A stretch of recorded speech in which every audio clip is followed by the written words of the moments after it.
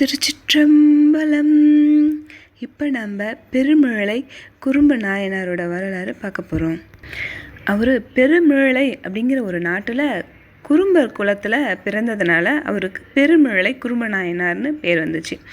அவர் அந்த குறும்பர் குலத்துக்கே தலைவராக இருந்தார். நல்ல செல்வந்தர். அவர் எப்போவுமே சிவபெருமானை மனசில் நினச்சிக்கிட்டு சிவபெருமானுடைய திருவடியவே நினச்சிக்கிட்டு வாழ்ந்தது மட்டும் இல்லாமல் சிவனடியார்களுக்கு வேணுங்கிறத கொடுப்பார். சில சமயம் சிவனடியார்கள் மனசில் நினச்சதை கூட கொடுப்பார். அள்ளி அள்ளி கொடுப்பார். அளவில்லாமல் கொடுப்பார். அந்த அளவுக்கு சிவபெருமான் மேலேயும் சிவனடியார் மேலேயும் அலாதியான அன்பு வச்சுருந்தவர் தான் நம்ம பெருமிழலை குறும்பு நாயனார். சிவனடியார்கள் யார் வந்தாலும் அவங்கள வரவேற்று நல்லா வயிறார சாப்பாடு போட்டு அவங்களுக்கு கை நிறைய பொண்ணும் பொருளும் அள்ளி கொடுத்து அனுப்புவார். ஒரு குறும்பர் இனத்துக்கே தலைவர் இல்லை, அதனால நல்ல வசதியாக இருந்தார்.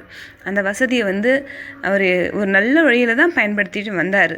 அவர் சிவபெருமான் மேலே அன்போடு இருந்தது மட்டும் இல்லாமல் சிவனடியாரான நம்ம சுந்தரமூர்த்தி நாயனார் மேலே அளவு கடந்த அன்பு வச்சுருந்தார்.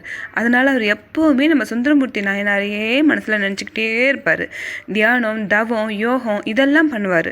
அதனால் நம்ம சுந்தரமூர்த்தி நாயனாருடைய பேரையே மனசில் நினச்சிக்கிட்டே தியானம் பண்ணிகிட்டு இருந்ததுனால அவருக்கு அனிமா, மகிமா, லஹிமா, கரிமா, பிராத்தே, பிரஹாமியம், ஈசத்துவம், வசித்துவம் அப்படிங்கிற அட்டமா சித்திகளும் கைவர பெற்றிருந்தார்.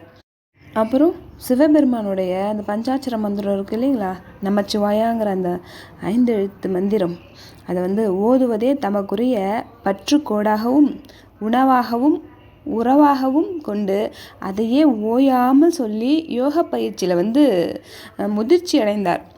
அதனால் அவர் எப்போவுமே அவரால் முடிஞ்ச வரைக்கும் எப்பப்பெல்லாம் முடியுதோ அப்பப்பெல்லாம் யோகத்திலேயே இருந்தார். அதனால் பெருமிழலை குறும்பு நாயனாருக்கு என்ன நடக்க போதோ அதெல்லாம் முன்கூட்டியே தெரியவும் ஆரம்பிச்சது. ஒரு நாள் நம்ம குறும்பு நாயனாருக்கு சுந்தரமூர்த்தி நாயனார் திருவஞ்ச களத்தில் உள்ள நஞ்சுண்ட அமுத பெருமானை நினைத்து தமிழ் பாடிய சமயத்தில் அவருக்கு வடகைலை வாழ்வை அளிக்க சிவபெருமான் நினைச்சாரு. இது நம்ம குறும்பு நாயனாருக்கு தெரிஞ்சிச்சு. நம்ம குறும்பு நாயனார் சுந்தரமூர்த்தி நாயனார் மேலே அளவு கடந்த பக்தி வச்சுருந்தார். அவரையே மனசில் நினச்சிக்கிட்டே இருந்தார்ல, அவர் தான் நமக்கு அப்படின்ற மாதிரி நினச்சிட்டு இருந்ததுனால சுந்தரமூர்த்தி நாயனார் சிவபெருமான்கிட்ட போகிறத அவரோட ஞான திருஷ்டியில் தெரிஞ்சுக்கிட்டார். அதனால் சுந்தரமூர்த்தி நாயனார் இல்லாத இந்த உலகத்தில் நாம் இருக்கக்கூடாது, அவருக்கு முன்னே நாம் சிவபெருமான்கிட்ட போகணும் அப்படின்னு முடிவு பண்ணுறாரு. அவர் அந்த யோகத்தின் மூலம் மனம், புத்தி, சித்தி, அகங்காரம் என்னும் 4 கரணங்களும் ஒன்றி மெய்யுணர்வு மேலிட யோக முயற்சியில் ஈடுபட்டார்.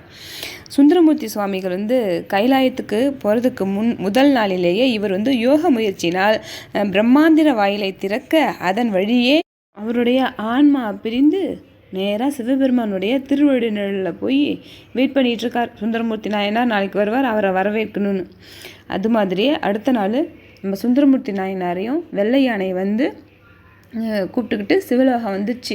அங்கே நம்ம குறும்பு நாயனார் அங்கே இருக்கார். அந்த அளவுக்கு நம்ம பெருமிழலை குறும்பு நாயனாருக்கு நம்ம சுந்தரமூர்த்தி நாயனார் மேலே அளவு கடந்த அன்பு. அவர் இல்லாத உலகத்தில் நாம் வாழ மாட்டோம் அப்படின்னு சொல்லிட்டு அவருக்கு முன்னையே இந்த உலகத்தை விட்டு சிவபெருமானோட திருவடி நிழல் அடைஞ்சவர் தான் நம்ம குறும்பு நாயனார். அவர் சிவபெருமானை மட்டும் இல்லை, சிவனடியாரான சுந்தரமூர்த்தி நாயனார் மேலேயும் அவ்வளோ பக்தி வச்சுருந்தார். அதனால்தான் அவர் இல்லாத இந்த உலகத்தில் வாழக்கூடாது முடிவு பண்ணி சிவபெருமானோட திருவடி நிழலை அடைஞ்சிட்டார். அவராகவே ஒரு ஒரு ஜீவசமாதியான மாதிரி ஆகி அங்கே சிவபெருமான்கிட்ட போயிட்டார். பெருமிழலை குறும்பர்க்கும் அடியேன் திருச்சிற்றம்பலம். வணக்கம்.